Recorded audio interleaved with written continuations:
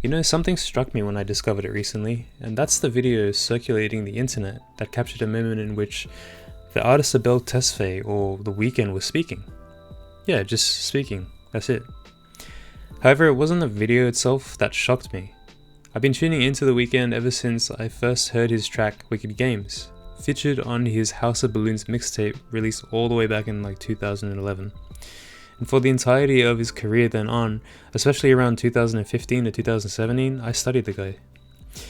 See, the thing that shocked me about this video is the fact that majority of the people who commented or reacted to the clip stated that they never really ever heard The Weeknd's speaking voice before. And of course, being the person who basically read every article or viewed every video possible documenting his life left me scratching my head with confusion. I'm like, what?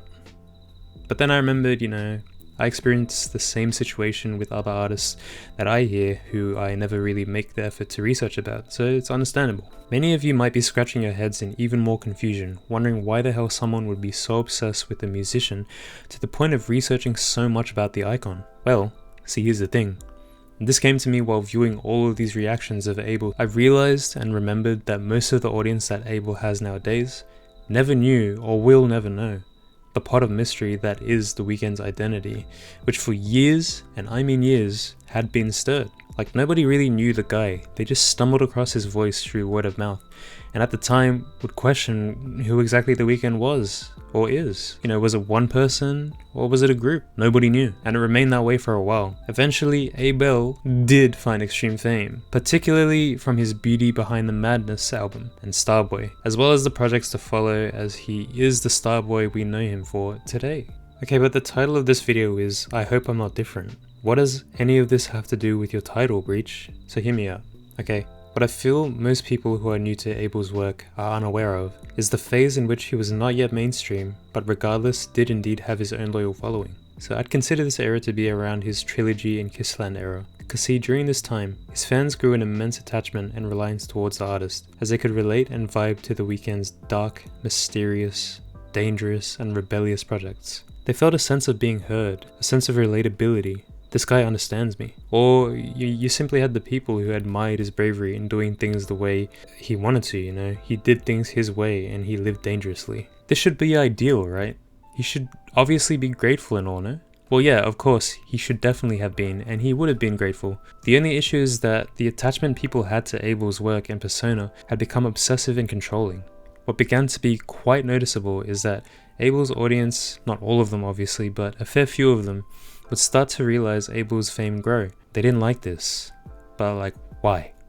Okay, well, if The Weeknd became mainstream, he'd have to cater to a wider audience in their eyes. This meant that the dark, mysterious secret that Abel's audience had would then slowly dissipate.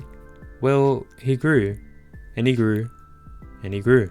And these comments became stupidly more common the greater his audience would expand. Abel too had been absolutely conscious of the whole idea that this phenomena may have become a reality. Enter the title of this video, I Hope I'm Not Different. These are lyrics. For most diehard Weeknd fans, you already knew this, and you knew where this was headed. For those of you who aren't, or are, but just quite new to his work, just let me explain briefly. So these lyrics are in a track named Rolling Stone, written and sang by, of course, The Weeknd, in which he demonstrates very clearly his understanding of the chance he may lose his authenticity due to a rise in fame. And in the song he even sings, so baby, love me, before they all love me, until you won't love me, because they all love me. I'll be different, I think I'll be different, I hope I'm not different, and I hope you'll still listen. But until then, baby I got you, girl I still got you, and I got you. Fast forward to his future project, Beauty Behind the Madness featured dark tracks, Starboy, which was arguably one of his most experimental and risky projects as of recent, but still featured dark tracks nonetheless. And then of course My Dear Melancholy, After Hours, and now Dawn FM. They all feature dark tracks, some of them more dominated by them.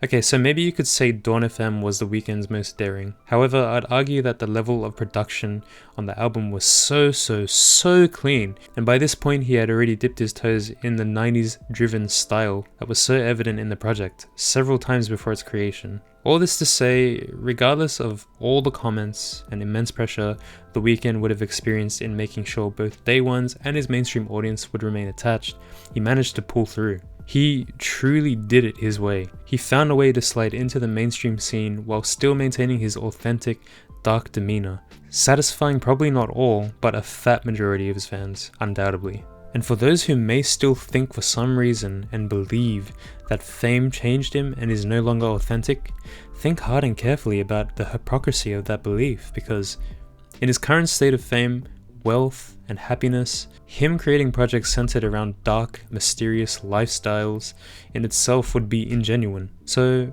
I think it's safe to say for The Weeknd and all of us to say that it's okay that he's different. And yes, we still listen, Abel. You don't need me to tell you that though.